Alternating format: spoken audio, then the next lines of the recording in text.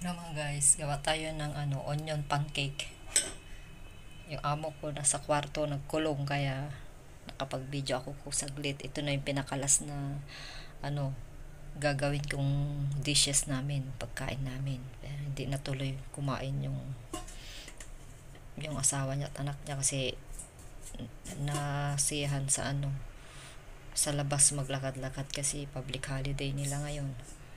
Kaya ito yung, hindi naman onion to kasi wala kaming onion. Chives pala, chives. Kasi marami kami. Chives, walang spring onion na ubos. Ito yung una kong ginawa. Yan ang pagkain namin. Amo ko, dalawa lang kami.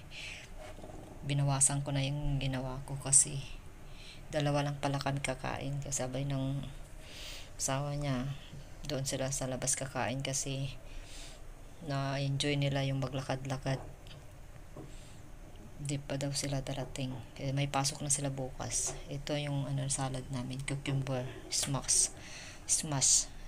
Pinitpit ko lang yan tapos lagyan ng spring onion ganyan, saka garlic, saka suka.